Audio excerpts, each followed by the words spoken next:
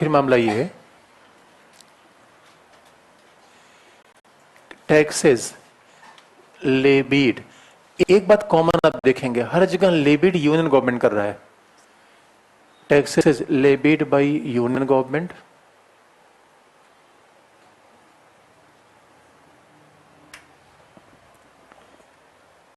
Collected by union government,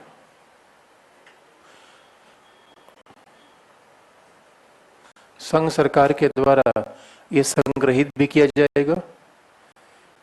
लेबिट का मतलब उद्ग्रहित, collective मतलब संग्रहित, संघ सरकार के द्वारा संग्रहित किया जाएगा। और and it will be divided between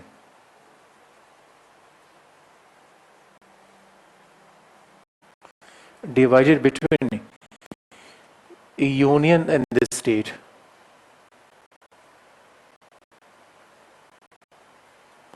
Divided, underline, divided, the key term is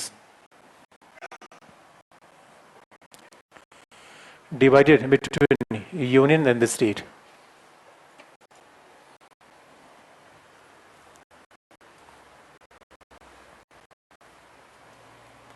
और आप पूछेंगे कि संघ कौन सा कर लगाता है, वसूलता है, और संघ राज्य के भी डिवीजन हो जाता है।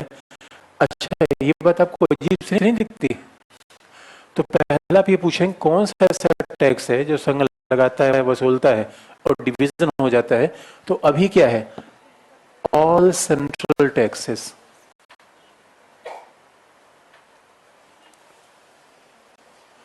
ऑल सेंट्रल टैक्सेस का मतलब है कारपोरेट टैक्स,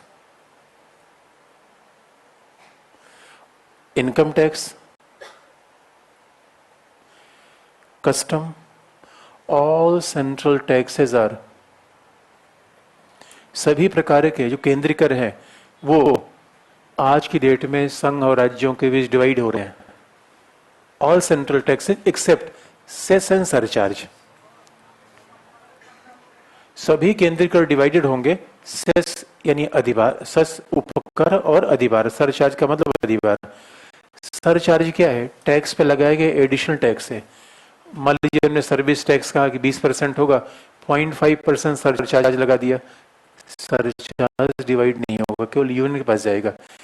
इसे सरकारी कमीशन ने कहा है कि सरकार surcharge should not be imposed, surcharge या अधिभार का आरोपण नहीं होना चाहिए, ऐसा कमीशन ने कहा है। और दूसरा सेस क्या होता है, वो भी एडिशनल टैक्स है, लेकिन वो किसी विशेष उपयोग के लिए होता है। सरचार्ज का उपयोग कहाँ किया जाएगा, सरकार तय करेगी। Cess is only devoted for a particular purpose. जैसे 50 पैसे हमने सेस लगा दिया फिर हाईवे बनाने के लिए, स्वच्छ भारत के लिए, that is devoted for any specific purpose, that is cess, वो डिवाइड नहीं होता। अब ये बताइए, ये तीसरी बात आपको हैरान कर रही है नहीं कर रही है? ये हमारे यहाँ सेंट्रल टैक्स का डिवीजन है।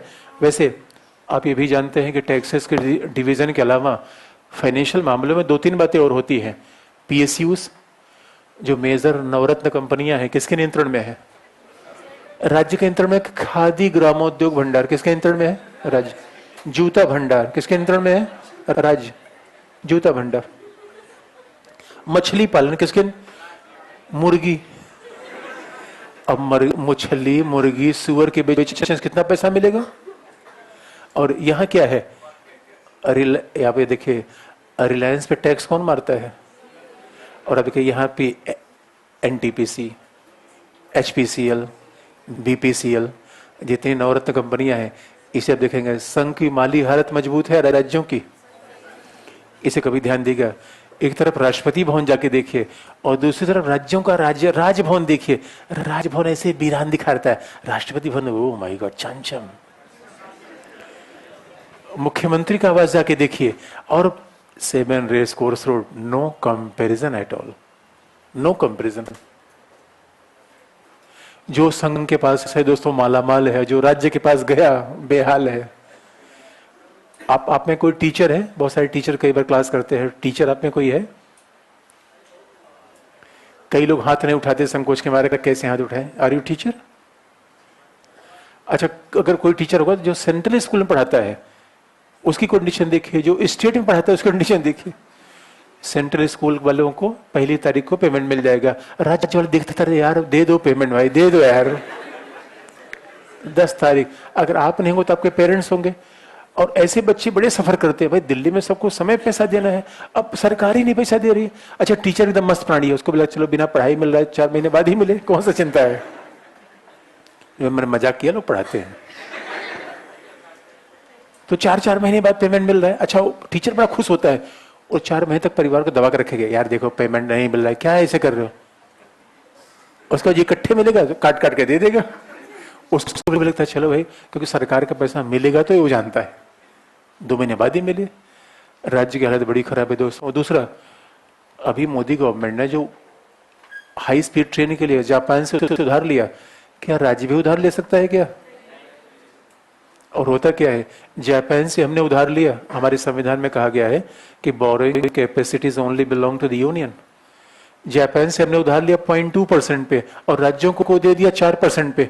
राज्य कहते हो साहूकार, ये देखो राज साहूकारी कर रहा है। अब आईबीआरडी से हमने लोन लिया 0.5% पे और बिहार को दे दिया 4% पे, तो कितना परसेंट कमा लिया ब्याज। यार ये राज्यों के साथ न्याय है, अन्याय है। यानी जरा सोच के देखिए दोस्तों, हमारा कौन सा फेडरलिज्म है। अरे पावर को डिवाइड करके क्या करेंगे।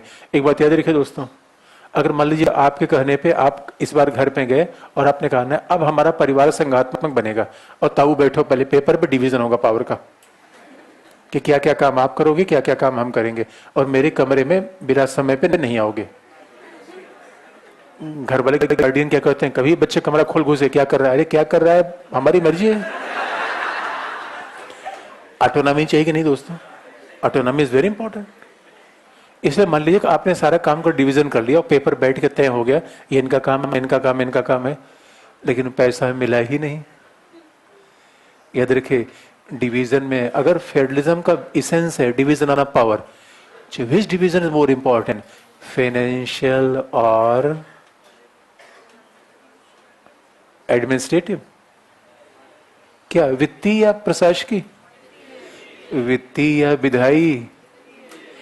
और जरा सोच के देखिए, अब देखिए दोस्तों, विधायी शक्तियों का डिवीजन यूएन के फेवर में, एडमिनिस्ट्रेटिव पावर का डिवीजन यूएन के फेवर में। भाई सही पूछिए, हमारे संविधान में केवल ये 2 चीज होनी चाहिए थी, लेकिन अब संघवाद में जाएंगे, एडमिनिस्ट्रेटिव गवर्नर संघ राज्य को सूचना अधिक निर्देश दे सकता है, उसमें फिर all India services. Administrative power में यूनिफिकेशन, सेंट्रलाइजेशन। विधायी में 249, 250, 356, 360, विधायी शक्ति में, वित्तीय शक्ति में इधर है। लेकिन अगला सवाल मैं आपसे पूछना चाहिए, ये बताए लास्ट पॉइंट आपको अटपटा लग रहा है या नहीं, क्या लास्ट पॉइंट आपको अटपटा लग रहा है या नहीं। इसे याद रखिए, हम कभी भी तथ्य नहीं पढ़ते बार बार, और यकीन मानिए मुझे लगता है कि आईएसपीटी में इसकी पूछने की संभावना 1% है, न पूछे जाने की संभावना 99% है। अभी तक एग्जाम्पल ऐसे बताते हैं। एक बात बहुत साफ तौर पे देख, टेक्निकल बातें, उलझी हुई बातें, एग्जामिनर का बिल्कुल ध्यान नहीं है उस पर। अच्छा ये भी इंटरेस्टिंग पार्ट आपको बता दें, आपने देखो यूपीएससी के एग्जामिनर को ये भी निर्देश होता है कि पेपर इतना टफ मत बनाइए, क्योंकि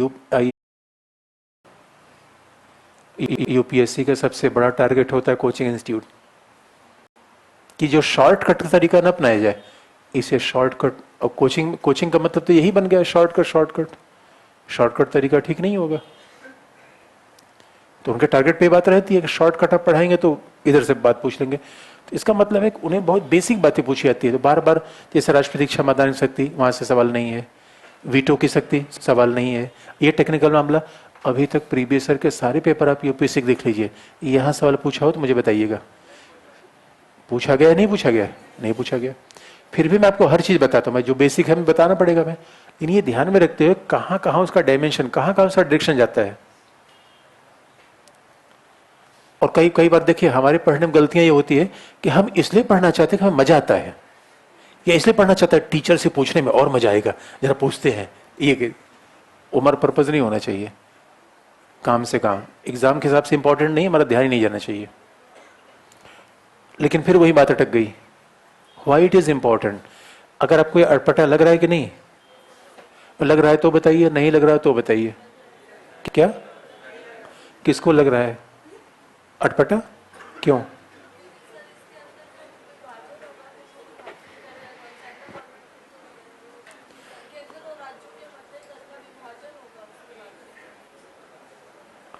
विभाजन होगा तो होगा, इसमें अटपटा क्या है? वो तो वित्त आयोग है विभाजन करेगा, आगे बता देंगे, फाइनेंस कमीशन है। और किसी को अटपटा लग रहा है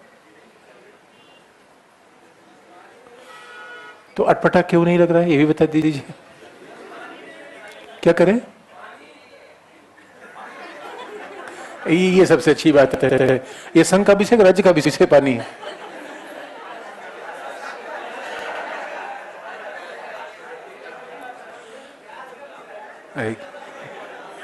देखो देखो दिवस क्या कर रहे हैं, देखो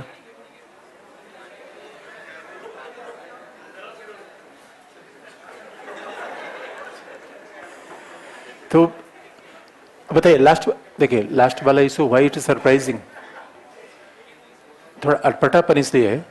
आप देखेंगे, अब हम संविधान सभा की डिबेट्स को आपको बता दें। जब संविधान सभा की डिबेट्स हुई थी, तो उसमें यह बात मुद्दा उठा था कि हमारे यहाँ फिजिकल फेडरलिज्म में ये सब चीजें बिल्कुल नहीं होनी चाहिए, केवल यही मामला होना चाहिए, राज्य अपना लगाए अपना पैसा वसूल करे, संघ अपना लगाए अपना वसूल करे। और ये आपत्ति की बात इसलिए है कि एक बार तो हमने इसको यूनियन लिस्ट में रख दिया, व्हाई इट इज ऑब्जेक्शनेबल। एक बार तो हमने इसको यूनियन लिस्ट में रख दिया, फिर हम यहां पर रख के कह रहे हैं कि संघ राज्य के बीच बटेगा। इससे अच्छा ये तरीका नहीं होता। इसमें से अगर कारपोरेट है, इनकम है, कस्टम है, बांटने के बजाय इसमें एक टैक्स दे दिया होता राज्य को और दो लेता है संघ। आप बांटना क्यों चाहते हैं? यानी चीजों को आपने क्यों कॉम्प्लिकेट कर दिया? अच्छा ये हो सकता था कि नहीं? क्यों नहीं हो सकता था?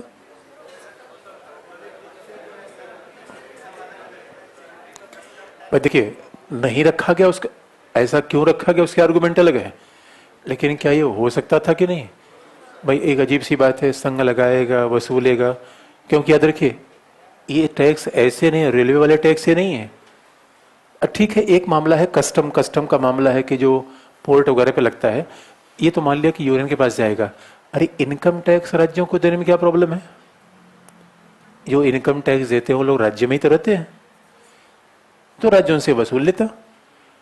कारपोरेट टैक्स, हाँ कस्टम एक ऐसा टैक्स है संघ को मिलना चाहिए, क्योंकि एयरपोर्ट उसके हाथ में है, शिपिंग उसके हाथ में है, तो ठीक कस्टम हमने ले लिया। कस्टम का मतलब मान लीजिए कोई यूएई से आ रहा है, कोई सामान लेके आया, तो भारत में उस पर हम टैक्स लगा लेंगे मिनिमम अमाउंट के बाद, जो फ्री है वो नहीं होगा, बाकी टैक्स लगा लेंगे। लेकिन ऐसा हमारे नहीं किया गया। तो कई लोग कहते हैं कि हमारे यहाँ जो डिवीजन ऑफ पावर है थोड़ा सा कॉम्प्लिकेटेड किया गया, इसके पीछे एक स्कीम है, इसके पीछे कारण है, ऐसा क्यों कर दिया गया? आप याद रखिए, क्योंकि हमारे यहाँ ऐसा क्यों किया गया, सेंट्रलाइजेशन के पीछे तर्क यह है।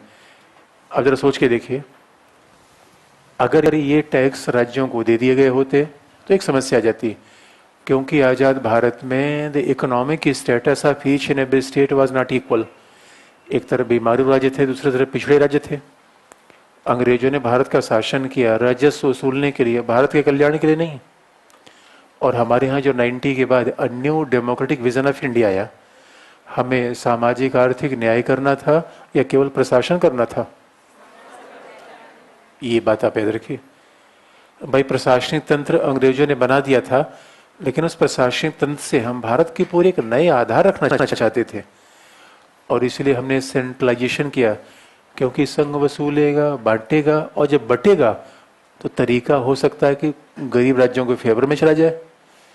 नहीं तो अगर राज्यवार इनकम दे दिया जाता, तो इनकम महाराष्ट्र की ज्यादा है वो यूपी की, तो अगर इनकम टैक्स हम राज्यवार दे देते तो महाराष्ट्र केरला कर्नाटक इनको फायदा होता, और यूपी बिहार उड़ीसा राजस्थान ये नीचे जाते।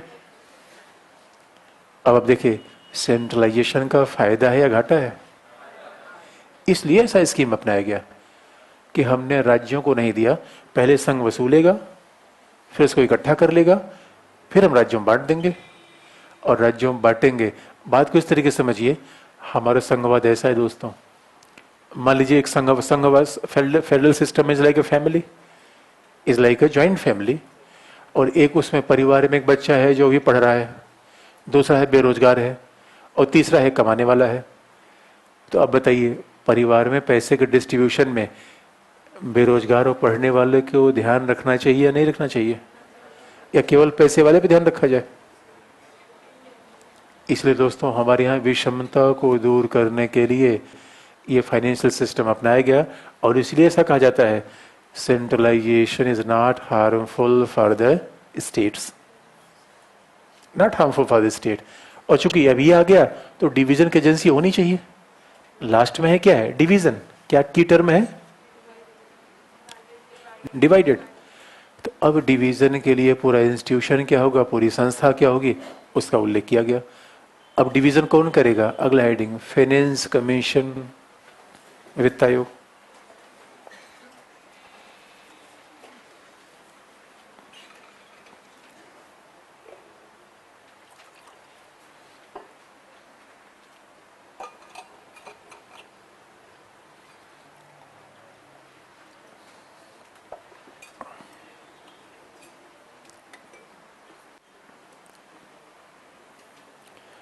डिवीजन किया जाएगा फाइनेंस कमीशन या वित्त आयोग के द्वारा। अब इसको हटा दें, लास्ट पॉइंट पर आएंगे, डिवाइडेड। हटा दें sir.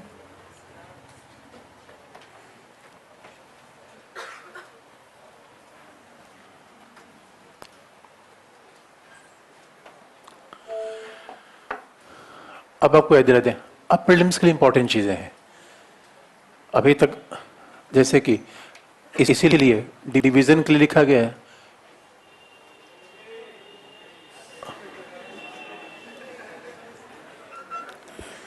there is a provision of finance commission,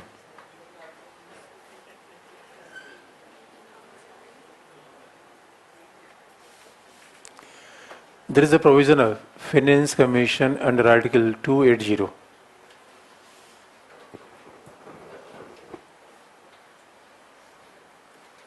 अनुच्छेद 280 में वित्त आयोग का प्रावधान किया गया है।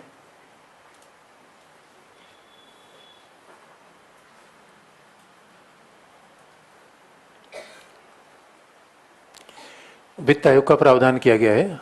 अब जरा देखें, अब क्या महत्वपूर्ण हो जाता है वित्त आयोग की बातें, जैसे what is the structure of finance commission, संरचना, structure, what is structure of finance commission. दूसरा, व्हाट इज अ फंक्शन, वित्त आयोग की संरचना क्या है।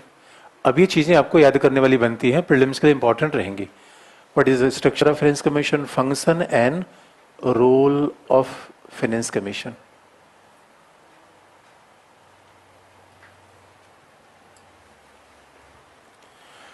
Structure of finance commission, function of finance commission and role of finance commission.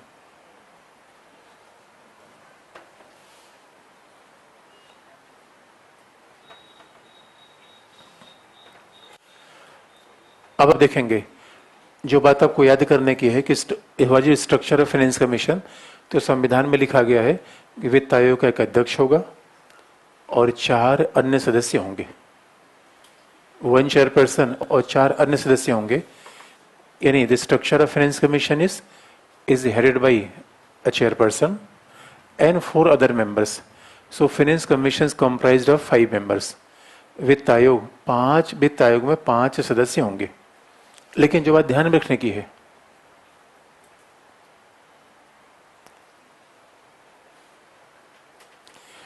जो बात ध्यान रखने की है कि अब 5 में कौन क्या किसका क्या क्वालिफिकेशन है, ये सब बात नहीं लिखी गई है।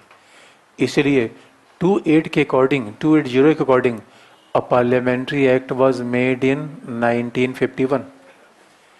क्योंकि अब देखिए, संविधान में लिखा गया है अनुच्छेद 280 में कि संविधान के लागू होने के कितने वर्षों के भीतर वित्त आयोग गठन होना चाहिए? 2 वर्ष के भीतर। ये अनुच्छेद 280 में लिखा गया है कि संविधान के लागू होने के 2 वर्षों के भीतर राष्ट्रपति के द्वारा वित्त आयोग का गठन किया जाएगा। लेकिन पहला वित्त आयोग 1951 में बन गया, इसका मतलब 2 वर्षों के भीतर लिखा गया है, तो एक वर्ष में भी संभव है। तो first finance commission was made in 1951 बना। अब आप देखेंगे, और 1951 में a parliamentary act was made.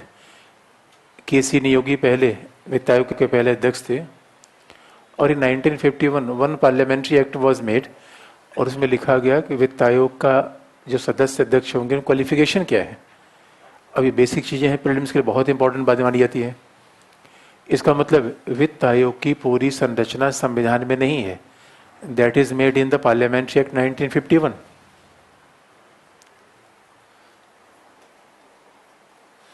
वो संसदीय अधिनियम 1951 में उल्लिखित है।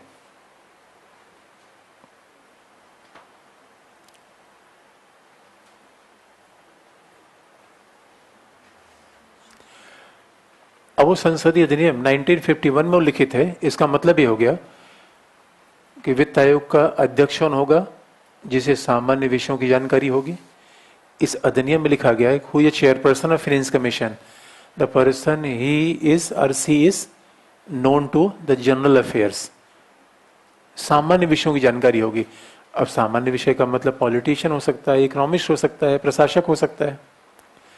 दूसरा लिखा गया है अर्थशास्त्री होगा, एन इकोनॉमिस्ट। तीसरा लिखा गया है a person qualified to be appointed a जज of high court, not supreme court. उच्च न्यायालय के न्यायाधीश के रूप में योग्यता रखने, उच्च न्यायालय के न्यायाधीश की नियुक्ति रूप में योग्यता रखने वाला व्यक्ति। A person qualified to be appointed a जज ऑफ हाई कोर्ट, जो बात ध्यान रखने की जज ऑफ हाई कोर्ट के रूप में नियुक्ति होने की योग्यता होनी चाहिए। और उच्च न्यायालय के न्यायाधीश की योग्यता क्या होनी चाहिए, उसे आगे हम पढ़ेंगे। इसका मतलब है सुप्रीम कोर्ट का जज नहीं होगा, हाई कोर्ट का होगा। और अब देखेंगे जज के रखे जाने का कारण यह है कि इसका मतलब है ये बॉडी इम्पार्शियल होगी, न्यूट्रल होगी, और इसीलिए जज के कारण ही फाइनेंस कमीशन को कहा जाता है इट इज क्वाजाई जुडिशियल। ये अर्धन्यायिक संस्था है, इस क्वाजाई जुडिशियल, ये अर्धन्यायिक संस्था है। अर्धन्यायिक का मतलब है आधा प्रशासनिक आधा न्यायिक। मतलब partly it is judicial, partly it is administrative. Administrative क्यों है, पैसे का मामला देखती है तो आधा एडमिनिस्ट्रेटिव है। न्यायिक क्यों है, विभाजन करती है पैसे का। बंटवारे वाला काम तो न्यायपालिका वाला ही काम है। न्यायिक क्यों है, क्योंकि योग्यता जज की है। प्रशासनिक क्यों है, पैसा बढ़ता है। इसका मतलब है quasi judicial means which is not fully administrative and fully judicial. उच्चतम न्यायालय क्या है, पूर्ण न्यायिक है। आईएएस अधिकारी क्या है, पूर्ण प्रशासनिक है। और अर्धन्यायिक क्या है, जहां में आधा प्रशासनिक लक्षण हो और आधा न्यायपालिका का। और अगला देखेंगे, अगला मेंबर कौन होगा, जो भारतीय सरकार के प्रशासनिक मुद्दों की जानकारी रखता हो। और याद देखिए उसमें सिविल सर्वेंट ही आता है।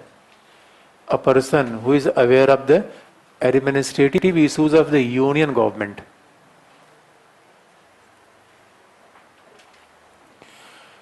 वो भारतीय सरकार के प्रशासनिक मुद्दों की जानकारी रखता हो। ये बात ध्यान में रखने की है, प्राइवेट कंपनी का नहीं। और लास्ट में a person who knows the auditing accounting and accounting of union government, जो भारतीय सरकार की लेखा परीक्षण और लेखाओं का जानकार हो। ये उसका स्ट्रक्चर है।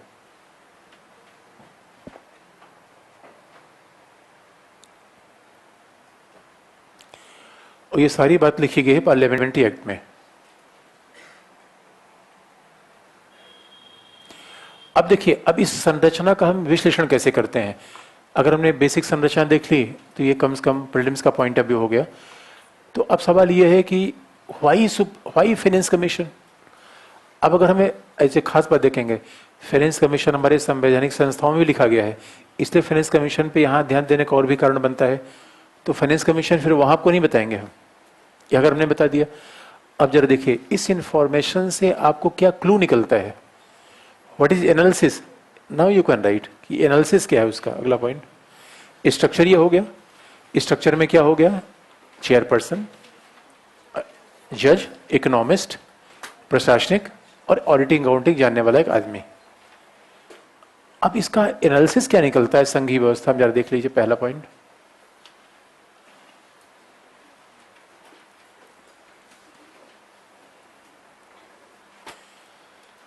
भारतीय संघीय व्यवस्था में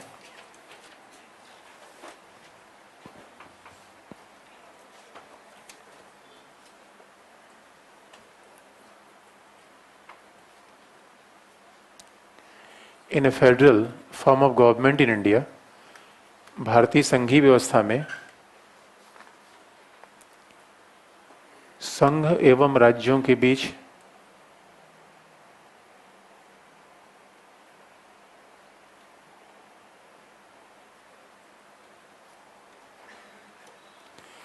भारतीय संघीय व्यवस्था में संघ एवं राज्यों के बीच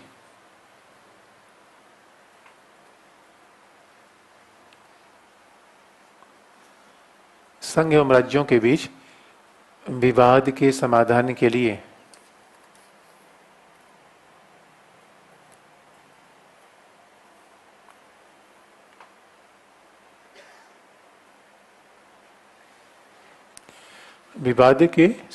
के लिए उच्चतम न्यायालय का प्रावधान किया गया है।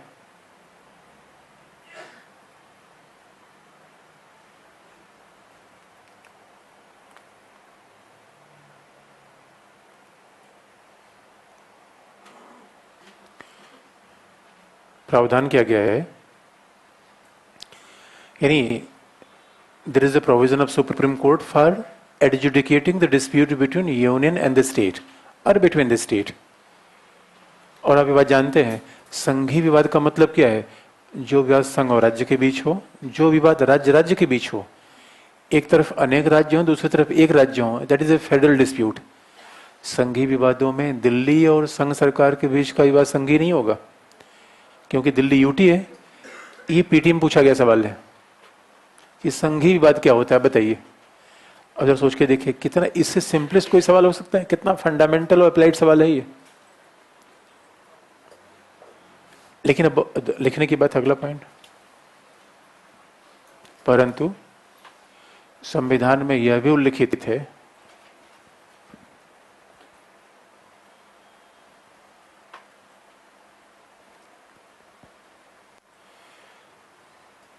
कि वित्त आयोग को सौंपे गए विषय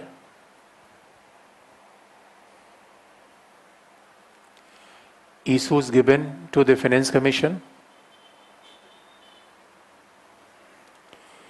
वित्त आयोग को सौंपे गए विषय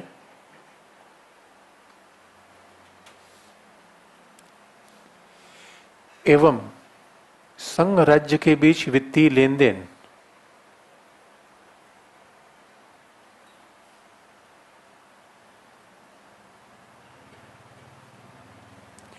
वित्त आयोग को सौंपे गए विषय तथा संघ एवं राज्यों के बीच वित्तीय लेन देन के मुद्दे और विवाद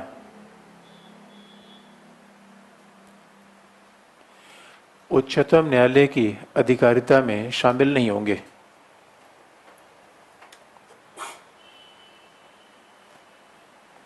वित्तीय लेन देन के मुद्दे और विवाद उच्चतम न्यायालय की अधिकारिता में शामिल नहीं होंगे।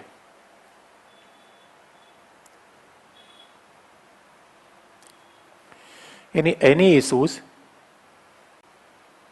related to the financial transaction between union and the state or the division of taxes between union and the state are not subject to judicial review of Supreme Court। अभी हमारे संविधान के स्कीम में आप देखिए संघीय विवाद को हल करने का दायित्व उच्चतम न्यायालय का है, लेकिन जीएसटी के बारे में कोई संघ राज्य के बीच विवाद हो जाए तो there is no scope of Supreme Court to review that. उच्चतम न्यायालय वित्तीय लेन देन के मामले में कोई काम नहीं करेगा, और फाइनेंस कमीशन ने कितना किसको पैसा दिया, क्या नहीं दिया, किस आधार पे दिया, ये कभी उच्चतम न्यायालय नहीं पूछेगा।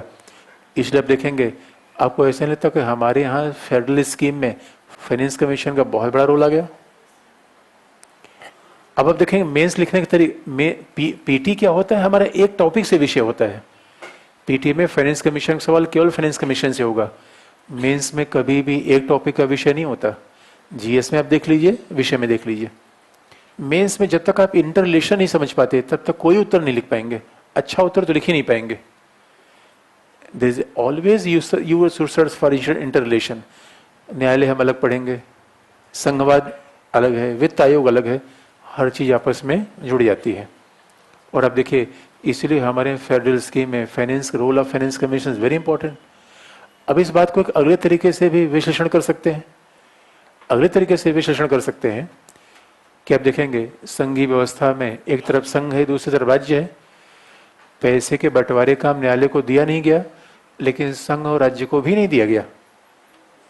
अगर संघ और राज्य को दिया जाता है तो there is a less chance of impartiality. भाई संघ और राज्य में किसी एक को दे दिया जाता है तो क्या सही वितरण हो पाता, क्योंकि संघ और राज्य तो पॉलिटिशियन पॉलिटिकल संस्थाएं हैं। इसलिए हमने पैसे के बंटवारा के लिए एक सेपरेट संवैधानिक संस्था का निर्माण कर दिया। और ये सब भी कारण है जिस वजह से हमारा संविधान बहुत लंबा हो जाता है। अदरवाइज तो आप देखेंगे संविधान में डिवीजन ऑफ पावर बस केवल 7वीं अनुसूची का विषय लेके काम चल सकता था, लेकिन हमने बहुत सारी चीजें साथ साथ लिखी। तो ये अपने आप में विश्लेषण का बड़ा मुद्दा हो जाता है। तो इस बात को लास्ट में लिख लीजिए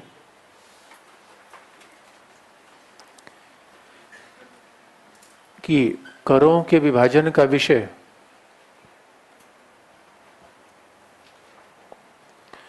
संघ और राज्यों को भी नहीं दिया गया। The issue of division of taxes, करों के विभाजन का विषय संघ और राज्य को भी नहीं दिया गया।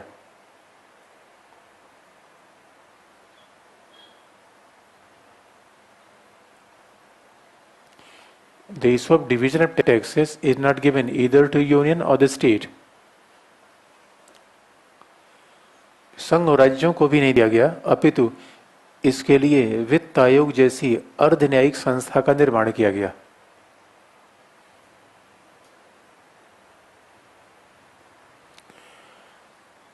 A quasi judicial body like finance commission was set up in the constitution. बल्कि इसके लिए वित्त आयोग जैसी अर्धन्यायिक संस्था का निर्माण किया गया।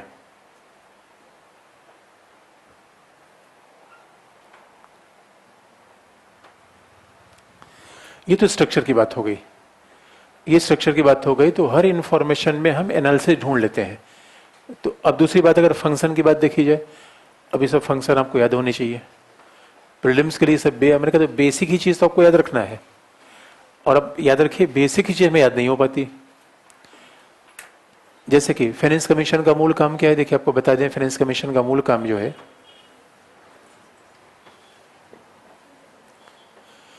फाइनेंस कमीशन कार्य अनुच्छेद 280 में लिखा गया है। वित्त आयोग के काम अनुच्छेद 280 में लिखे गए हैं, लेकिन संरचना नहीं लिखी गई है। तो अब अगर वैसे भी देखेंगे कि what is function of finance commission, वित्त आयोग का अगर कार्य क्या है, और कार्य के बाद फिर देखेंगे भूमिका। अब मान लीजिए देखिए, अब मेंस में कैसे लिखते हैं ये बता दें, पीटी के तो हम हिंट दे रहे हैं। अब देखिए मेंस में कैसे उत्तर लिखा जाता है।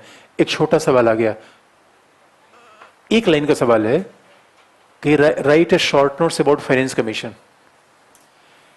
देखने में बड़ा सरल है, चाहे जीएस में आ जाए, चाहे इस विषय में आ जाए, यहीं पे सबसे बड़ी गलतियां होती हैं। और हम गया तो या तो हम काम लिख के चले आएंगे या कुछ संविधान की बात लिख के चले आएंगे। आपको लिखना क्या है, प्रकृति लिखना है, अर्धन्यायिक क्या है, नेचर, फंक्शन लिखना है, रोल लिखना है, फेडरल सिस्टम में उच्चतम न्यायालय से कंपैरिजन करना है। हर डायमेंशन को लिखिए, मैक्सिमम मार्क्स मिल जाएंगे। और बस एक लाइन लिख के चले आए, 0/L जाइए। इसे मैं बार बार आपको बताता हूं, जो प्रश्न देखने में जितना छोटा है उतना ही खोटा है। और आजकल तो अब देखिए वन लाइनर जमाना है, अब तो नया ट्रेंड आ गया है। एक लाइन है, French commission right a short notes, बाकी आगे कुछ दे ही नहीं रहा है। तब देखा जाता है कि आपके विषय की समझ कितनी है। देखने में बहुत सरल लगता है पेपर, पेपर प्रश्न सरल होता है, उत्तर कभी नहीं, उत्तर सरल नहीं होता। तो अब फंक्शन क्या है, अब ये सब चीजें आपको याद होनी चाहिए। और यकीन मानिए आज ही याद कर लीजिए, कल के लिए मत छोड़िए। तो पहला क्या है, फंक्शन। अब देखिए डिवीजन से हम जोड़ते हैं, इस बात को हटा ही दें, इस पूंछ को हटा दें कि what is a function of finance commission.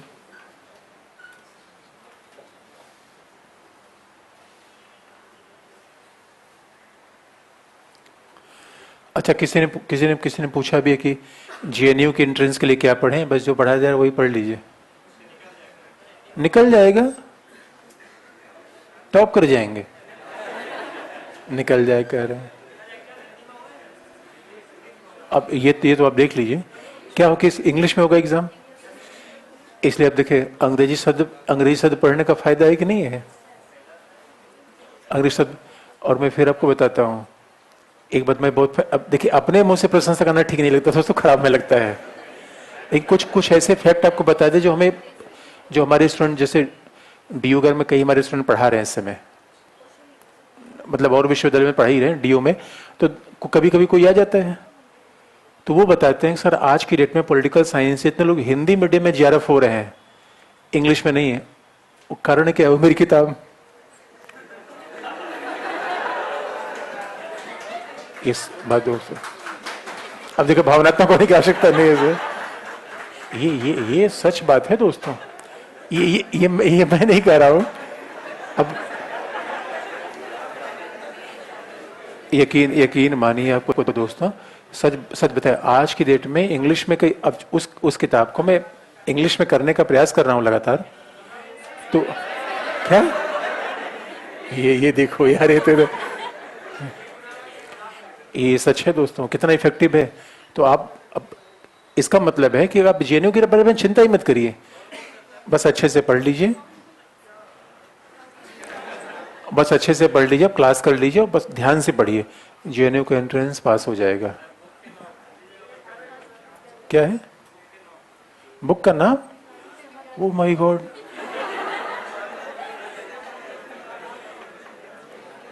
तो पहला पहला पहला क्या फंक्शन है, पहला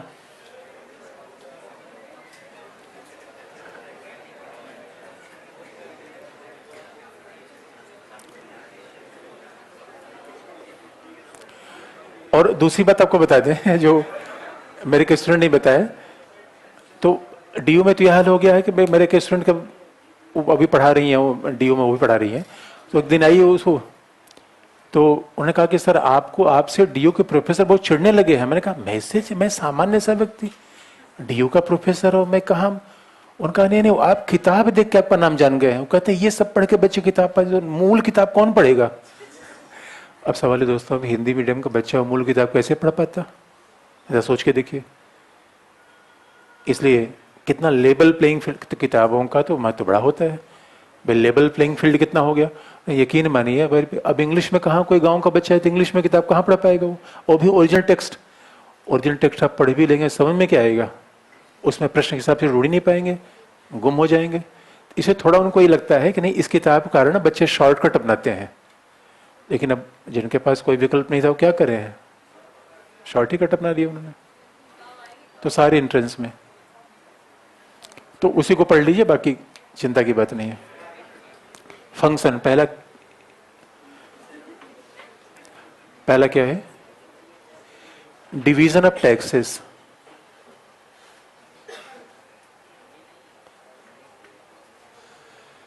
पहला फंक्शन है division of taxes between union and the state.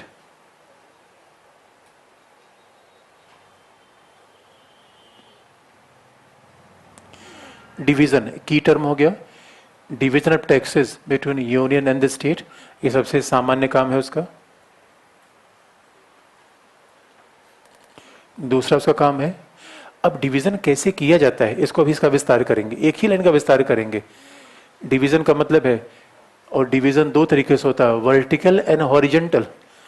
अब इस एक लाइन का विस्तार कर दें तो डिवीजन कैसे होगा, अभी इसको आधार बता देंगे। डिवीजन कैसे होगा, पहला वर्टिकल। वर्टिकल का मतलब क्या होता है, ऊर्ध्वाधर, ऊपर नीचे, यानी वर्टिकल का मतलब फैन ऊपर है और आप नीचे हैं, ये वर्टिकल है। First floor, second floor, third floor, ये वर्टिकल है। तो वर्टिकल का मतलब डिवीजन होगा, division between union and the state. यही ना आपको बताया था, vertical federalism and horizontal federalism, यही तो है। तो वर्टिकल डिवीजन कैसे होगा, division between union and the state. अब मान लीजिए कि केंद्रीय करों से 100 रुपए मिला, केंद्रीय करों से 100 रुपए मिला, तो अभी जो लेटेस्ट 15th फाइनेंस कमीशन है, कौन सा 14th है, अभी किसका गठन हुआ है, 15th। 14th फाइनेंस कमीशन के अनुसार 100 रुपए में से सेंट्रल टैक्सेस में राज्यों का शेयर कितना होगा, 42%। ये है वर्टिकल डिवीजन, और vertical division means vertical federalism. तो संघ और राज्यों के बीच का संबंध क्या है, वर्टिकल फेडरलिज्म। तो हमारे यहाँ 42% मिलेगा, किस आधार पे मिलेगा अभी हम आपको बता देते हैं किस आधार पे मिलेगा। लेकिन what is a horizontal division,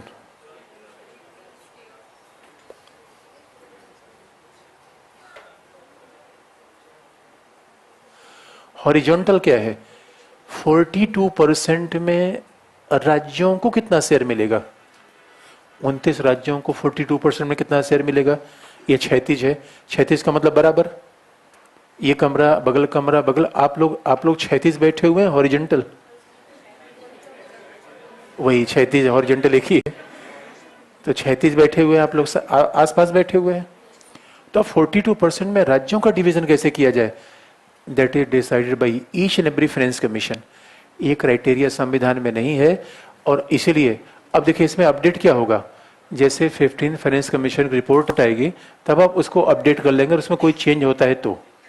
otherwise finance commission काम नहीं बदलने वाले हैं, फाइनेंस कमीशन की स्ट्रक्चर नहीं बदलेगा, रोल नहीं बदलेगा, बस थोड़ा सा बदलेगा। फिर 15th फाइनेंस कमीशन की जब रिपोर्ट आएगी तो अब देखेंगे उसमें क्या क्या कहा गया।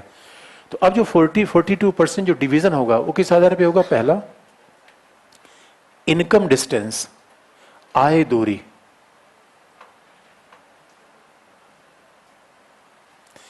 इनकम डिस्टेंस पे मिलेगा 50%। 42 रुपए बांटना है तो 42 रुपए किस रेशियो में बांटा जाए, तो that is income distance, 50% income distance मिलेगा। इनकम डिस्टेंस का मतलब क्या होता है, एंड और आपको बता दें ये है 14th फाइनेंस कमीशन का रिकमेंडेशन, 15th का नहीं। अब सवाल, इनकम डिस्टेंस का मतलब है, एक है देश की औसत आय। अब मान लीजिए हमारे देश की औसत आय, हमने एक आंकड़ा हमने मान लिया 2000 रुपए औसत आय है, तो हमारे देश की औसत आय से ऊपर है गोवा, हरियाणा, पंजाब, महाराष्ट्र। औसत आय से नीचे है उड़ीसा, बिहार, उत्तर प्रदेश। कमाल की बात है दोस्तों, जो पॉलिटिकली इतना डोमिनेंट स्टेट है उत्तर प्रदेश और बिहार, दुर्भाग्य है दोस्तों वहां से आईपीएल की कोई टीम नहीं है। ये देख लीजिए इकोनॉमिक सिस्टम में, दैट इज मोस्ट। और दोस्तों हर महीने एक न एक नेता पैदा, कन्हैया कुमार, गांधी बाबा ने दोस्तों यहीं से नेतागिरी करके हमारा मामला ही गड़बड़ कर दिया। और एक यकीन मानिए, आपातकाल के बाद जो संपूर्ण क्रांति हुई, उसके बाद नॉर्थ इंडिया की क्या भलाई हुई या न हुई, जितने विश्वविद्यालय थे सब राजनीति का अखाड़ा बन गए, बर्बाद हो गए सब। और शिक्षा एक माध्यम है जो लोगों को आगे बढ़ाती है, वही सबसे चौपट हो गई। तो ये अपने आप में बड़ा विचार का पॉइंट है दोस्तों, पॉलिटिकली पावरफुल होंगे या इकोनॉमिकली।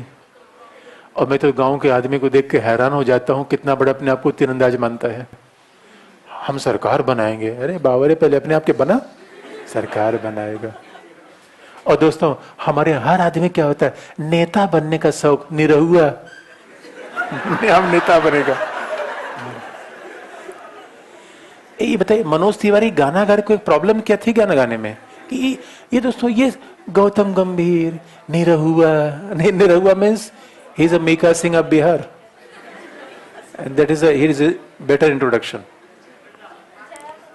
जया प्रदा, उर्मिला, हमारे यहाँ दोस्तों एक बात याद रखिए, ये बीमारी विकासशील देशों में, विकसित देशों में नहीं है। यहाँ पता नहीं क्या खुजली होती रहती है, नेता बनने का शौक है। इसका दो मतलब होता है। और एक बात याद रखिए दोस्तों, क्या क्या मैं सुबह सुबह नाम लूं यार तो देख छोड़िए उसको, उधर नहीं जाऊंगा मैं, क्या फायदा।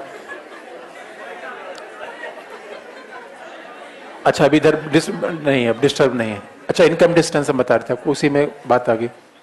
दोस्तों दुख होता है देख के, अपने स्टेट को देख के दुख होता है। जब पूरे भारत में मैं जाता हूँ कई बार देखने का, तो पूरा भारत आगे चला गया।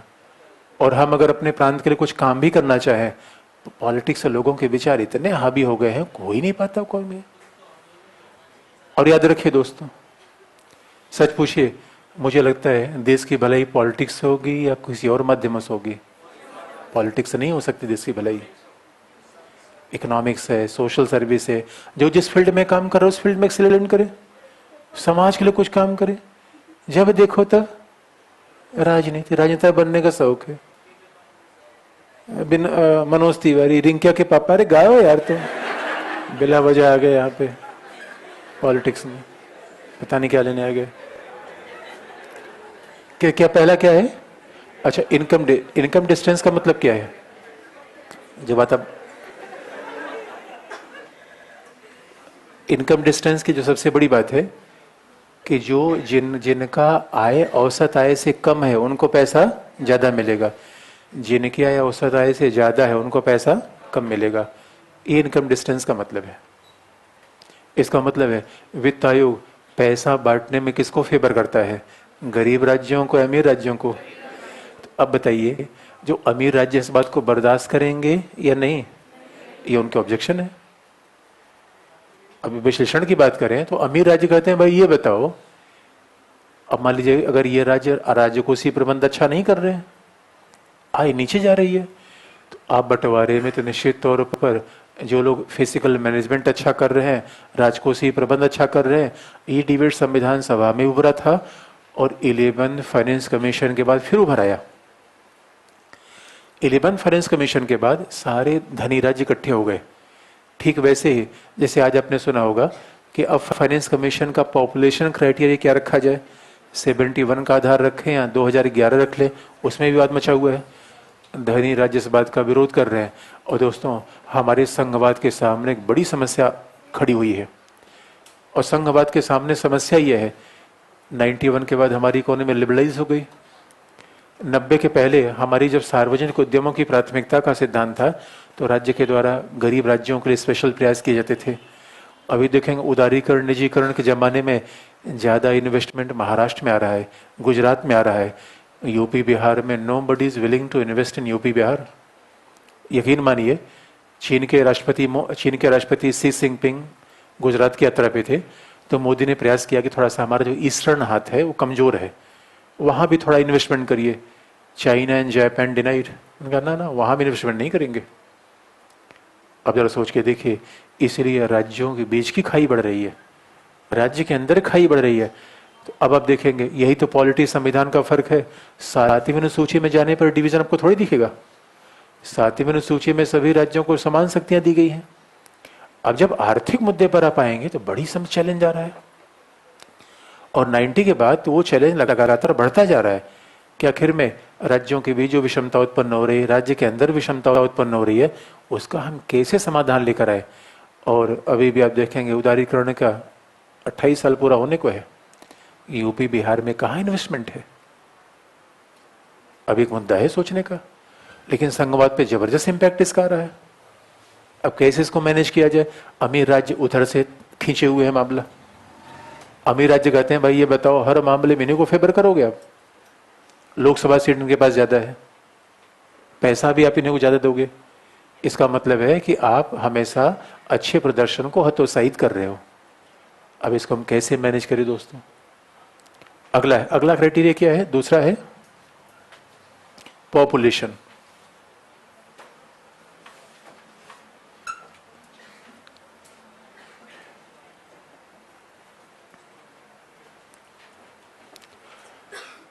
पॉपुलेशन में देखिए 14 फाइनेंस कमीशन ने एक बड़ा होशियारी से काम किया। धीरे से देखिए, पहले चेंज करना हो, किसी से कोई कंसेशन लेना हो, किसी से 1000 रुपये लेना हो, पहले 1000 रुपये मत मांगे, 100 रुपये मांग के देखिए। अगर दे सकता है तो पहले ले लीजिए, नहीं पता चला इकट्ठे 1000 रुपये मांग रहे, उसका मूड ही पता नहीं आपको, नहीं मिलेगा। तो हमने भी थोड़ा धीरे से चेंज करने का प्रयास किया, क्योंकि 14 फाइनेंस कमीशन के पहले पॉपुलेशन का कौन सा आधार हम रखे हुए हैं? 1971। लेकिन 1971 14 फाइनेंस कमीशन में रखा और ये कहा कि 1971 के आधार पे 17.5% पैसा हम देंगे। लेकिन पहली बार 14 फाइनेंस कमीशन में 2011 की जनगणना के आधार पर भी 10% पैसा दे दिया गया। पहली बार हमने पॉपुलेशन का 2 क्राइटेरिया रख दिया, 2011 का भी और 1971 का भी। लेकिन ज्यादातर अब 2011 का आधार क्यों रखा? क्योंकि अदर के फाइनेंस कमीशन किसको ज्यादा पैसा देता है? जिसकी जनसंख्या ज्यादा है, जिसकी आय कम है पैसा ज्यादा, जिसकी जनसंख्या ज्यादा है पैसा ज्यादा। उत्तर प्रदेश बिहार दोनों मामले क्वालिफाई करते हैं, आय भी कम है और जनसंख्या भी ज्यादा है। इसका मतलब हम क्या कर रहे हैं? दक्षिण भारत के राज्य क्या कहते हैं? ओ, इसका मतलब जनसंख्या बढ़ाने की स्कीम को आप समर्थन दे रहे हो। संघ सरकार ने कहा नहीं भाई, ऐसा मामला नहीं। वित्त आयोग ने कहा अरे ये सब फुक्कड़ राज्य हैं यार, इनको बचाओ, नहीं तो अगर इनको नहीं बचाओगे तो हर जगह उत्तर प्रदेश बिहार के लोग चले जाएंगे, झगड़ा होगा फिर वहां। हो ही रहा है हमारे यहां, हो नहीं रहा है। आप देखेंगे रीजनल फाइटिंग बढ़ रही है।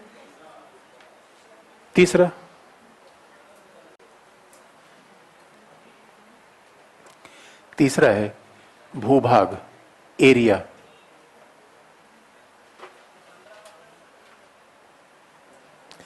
एरिया के आधार पर कितना देंगे? 15%। और अब एरिया भी किसका बड़ा है? एरिया तो राजस्थान, यूपी, बिहार, यही सब एरिया बड़ा भी है। लेकिन दोस्तों ये स्टेट क्या है? बीमारू। बीमारू, बीमारू का मतलब बिहार, यूपी, राजस्थान, एमपी, उड़ीसा, बीमारू है। वैसे एक बात यहाँ पे देखेंगे, अभी तो राजस्थान में कुछ इन्वेस्टमेंट होने लगा है, पूरी इधर हरियाणा से आगे अब जयपुर वाली बेल्ट भी बढ़ी है, राजस्थान में पूरा इंडस्ट्रियल बेल्ट आपको दिखेगा। लेकिन दोस्तों कई बार बहुत ध्यान से आप देखिए, एक पॉलिटिक स्टूडेंट की तरह, और जब आप विषय को, अगर आपके पास विषय की समझ हो जाती है तो हर जगह वो दिखता है। अच्छा, विषय की समझ होने का एक नुकसान भी होता है कि दिमाग थोड़ा पारिशल हो जाता है। अगर कभी आगरा जाना हो तो यमुना एक्सप्रेस वे आप आगे बढ़िए। यमुना एक्सप्रेस वे भारत का सबसे बेहतरीन एक्सप्रेस वे है। आप किसी भी रोड की साइड में कोई इंडस्ट्री नहीं देखेंगे। वहीं से आप मुंबई से गोवा वाले रूट पे बढ़िए, कोल्हापुर होते हुए, खंडाला होते हुए, हर साइड आपको इंडस्ट्री दिखेगी। यहाँ से बढ़िए पंजाब के रास्ते पे, शिमला के रास्ते पे, हर साइड आपको इंडस्ट्री दिखेगी। और लखनऊ से, आगरा से लखनऊ सबसे बड़ा लॉन्गेस्ट एक्सप्रेसवे है, एक इंडस्ट्री नहीं दिखेगी, एक इंडस्ट्री। ये दिखता है कि हमारा पिछड़ापन कितना ज्यादा है। अब आप देख लीजिए। लेकिन आशा है दोस्तों आप लोग हैं, चेंज करेंगे देश। एरिया 15%। दूसरा फॉरेस्ट कवर। हमें निराश नहीं होना है दोस्तों, यही आशा ही तो पूंजी है।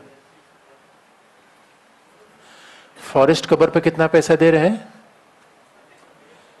पहली बार हमने वनारोपण को आधार बनाया, 7.5% वनारोपण। ये 14 फाइनेंस कमीशन पहली बार आधार बनाया।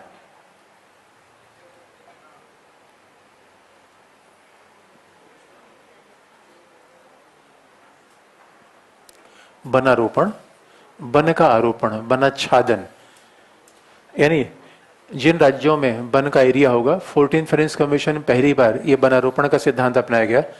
और आप देखेंगे, आप इसके पहले देखेंगे 11वें वित्त आयोग के बाद राज्य कोषीय प्रबंध का क्राइटेरिया अपनाया गया था, इसको हटा दिया गया।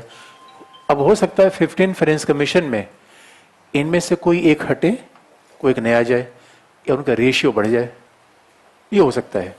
लेकिन आधार तो कम से कम इसी के इर्द गिर्द रहेंगे, विश्लेषण तो यही रहेगा, कैसा बंटवारा किया जाए। और इसलिए आप देखेंगे, अगर वित्त आयोग के द्वारा पैसे का ये बंटवारा न होता तो अमीर और गरीब राज्यों के बीच में खाई पड़ती, नहीं पड़ पाती।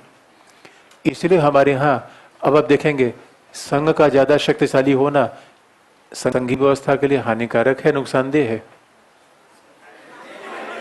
हानिकारक है, फायदेमंद है? फायदेमंद है दोस्तों। संघीय व्यवस्था का ज्यादा शक्तिशाली होना फायदेमंद है। यानी फाइनेंस कमीशन का मूल काम है to maintain parity between the various state, bridging the economic inequality between the state. ये काम है, क्योंकि हमारे यहाँ मूलतः मूल उद्देश्य कैसे राज्यों की स्थिति को लगभग समान बनाया जा सके। लेकिन क्या 2011 के जनगणना आधार को स्वीकार कर लिया जाए? इस पे फिर माथापच्ची मची हुई है, और सारे आर्गुमेंट वही हैं। दक्षिण भारत के आर्गुमेंट अलग हैं, और अमीर राज्यों का आर्गुमेंट अलग हैं, गरीब राज्यों के आर्गुमेंट अलग है। तो यहां पे अभी एक समस्या बनी हुई है। अब जरा फाइनेंस कमीशन का दूसरा काम देखें।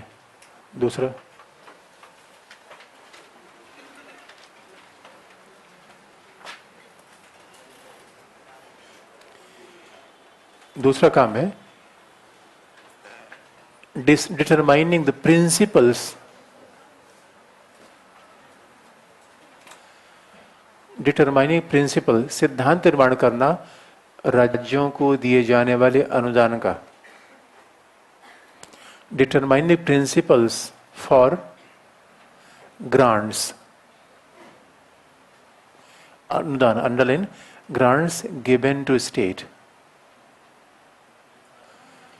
राज्यों को दिए जाने वाले अनुदान के सिद्धांत का निर्माण करना।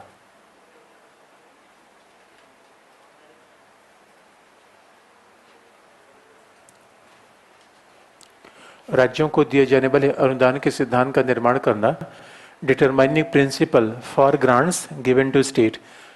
यानी इसका मतलब है आर्टिकल 275 में संघ के द्वारा राज्यों को अनुदान दिया जाता है, लेकिन वो अनुदान किस माध्यम से जाता है? वित्त आयोग के द्वारा।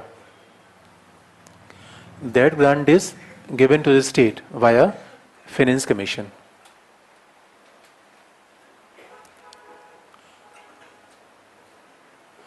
अच्छा, आपके सभी के व्हाट्सएप नंबर तो जुड़े हुए हैं ना? हाँ, तो मान लीजिए अगर आज हमारे पास किताब आ जाती है, तो इन केस अगर हमने बात लोगों से की तो संडे को प्रोग्राम कर सकते हैं, लेकिन किताब आ गई तो, अदरवाइज तो फिर नेक्स्ट वीक मिलेगी। तो गिवन टू द स्टेट। अब जरा दूसरे मुद्दे पे सोचिए, संघ के द्वारा राज्यों को दिया गया अनुदान इस संघीय व्यवस्था के अनुकूल है, प्रतिकूल है? अनुदान देना अनुकूल है, प्रतिकूल है? तो इसका विश्लेषण कैसे लिखेंगे? विश्लेषण लिखिए, फिर अगला पॉइंट अगला लिखिए। इसका एनालिसिस कैसे होगा? हर पॉइंट, उसका एक पॉइंट का एनालिसिस हमने उधर किया, दूसरा एनालिसिस कैसे होगा? संघ के द्वारा राज्यों को अनुदान देना,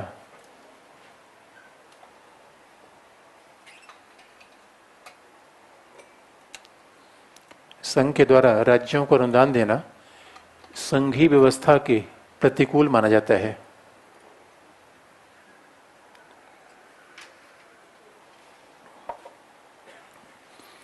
It is considered against the federal principles,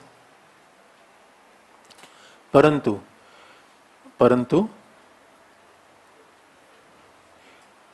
इसे सहकारी संघवाद का उदाहरण भी माना जा सकता है। However, it can also be considered as an example of cooperative federalism. इसे सहकारी संघवाद का उदाहरण भी माना जा सकता है। It can be also considered as an example of cooperative federalism. तो मंडे से आप 8:45 से आएंगे, 8:45 से। हाँ, तो मंडे को क्लास 8:45 से रहेगी। आज के लिए इतना है।